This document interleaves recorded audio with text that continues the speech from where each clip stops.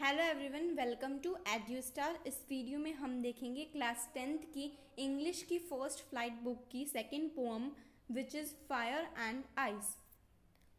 तो सबसे पहले हम बात करते हैं हमारे पोएट की, who is Robert Frost. And इनकी 2 पोएम्स हम पढ़ चुके हैं। फर्स्ट थी द रोड नॉट टेकन, जो हमने 9th क्लास में पढ़ी थी, and the second one is dust of snow which was poem number 1 of your English first flight book. तो अब हम इन 2 पोएम्स को पढ़ के ये तो जान चुके हैं कि ये जितनी भी पोएम्स लिखते थे वो बहुत शॉर्ट होती थी, लेकिन जब हम इसका मीनिंग निकालने बैठते थे तो बहुत ही डीप मीनिंग निकलता था इलाबोरेट करने के लिए। क्यों? क्योंकि ये कुछ सिंबल्स का यूज़ करते थे अपनी पोएम्स में, राइट। तो हमने इनकी जो लास्ट पोएम पढ़ी थी which was dust of snow, उसमें उन्होंने बताया था क्रो एंड हेमलॉक ट्री को सिम्बलाइज किया था, है ना, एज अ बैड ऑमेन। इस पोएम में उन्होंने फायर एंड आइस को सिम्बलाइज किया है, जिसका एक्चुअल मीनिंग कुछ और है, और वो क्या है, let's see in the poem. अच्छा, बाय द वे, इस पोएम को स्टार्ट करने से पहले मैं आपको इस पोएम का थोड़ा सा सेंट्रल आइडिया बता देती हूँ।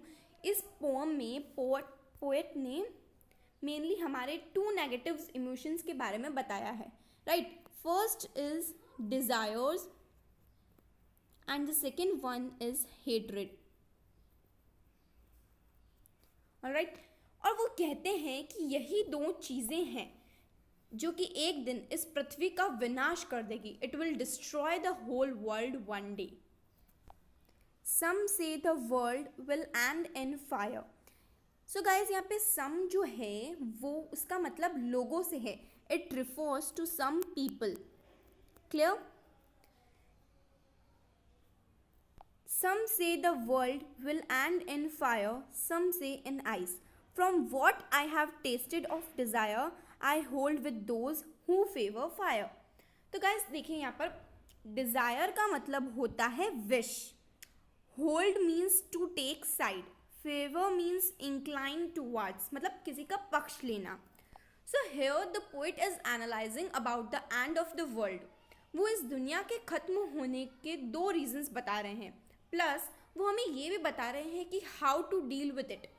वो सदियों पुराने एक क्वेश्चन पे कंसिडराइजिंग कर रहे हैं कि इस दुनिया का अंत आग में होगा या बर्फ में, एंड ये दोनों ही reasons are totally opposite to each other.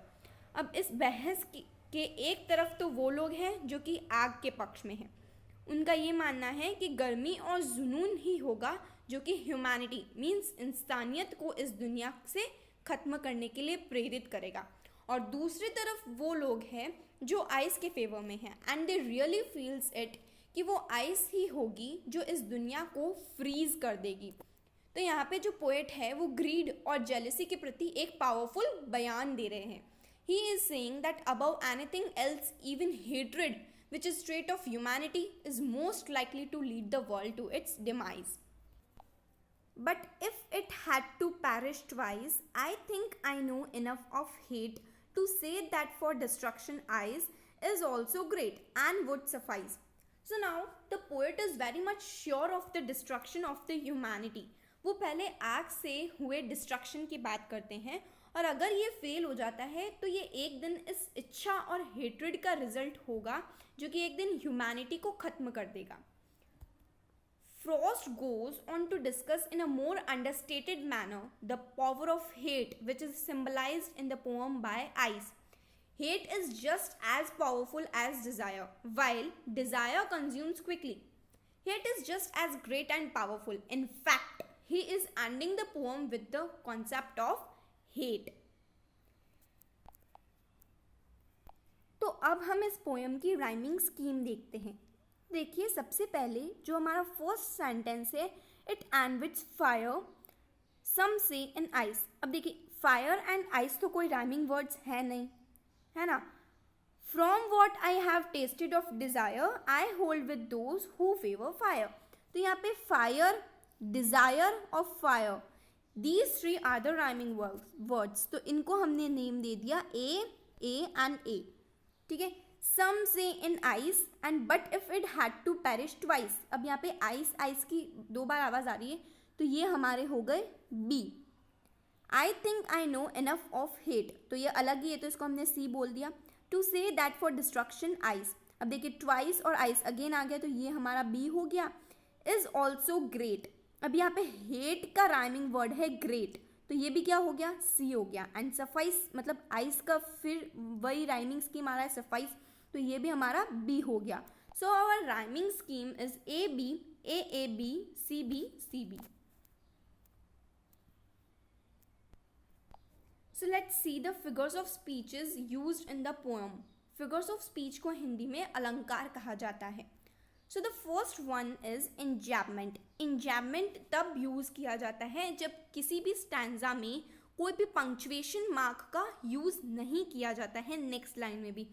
तो देखिए यहाँ पे from what I have tested of desire I hold with those who favour fire, यहाँ पे किसी भी पंक्चुएशन मार्क का यूज नहीं किया गया है, whether it is exclamation mark, whether it is comma और फुल स्टॉप, यहाँ पे किसी भी पंक्चुएशन मार्क का यूज नहीं किया गया है. क्वेश्चन मार्क भी यहाँ पे हमें देखने को नहीं मिल रहा है. Same as in this stanza, इस स्टैंजा में भी हमें किसी भी तरीके का पंक्चुएशन मार्क देखने को नहीं मिल रहा है. So we can say that यहाँ पे इंजैम्पमेंट का यूज किया गया है. Next one is symbolism. ये तो हमें पता ही है, रॉबर्ट फ्रॉस्ट जितनी भी पोएम्स लिखते हैं वो उसमें उन सिम्बल्स का यूज करते हैं. डस्ट ऑफ स्नो में हमने देखा था उन्होंने hemlock tree, snow and crow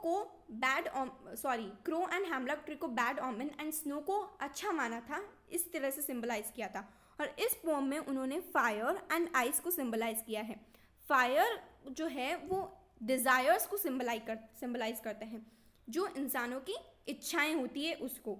and ice symbolizes in different attitude and hatred amongst humans. Okay, next is anaphora.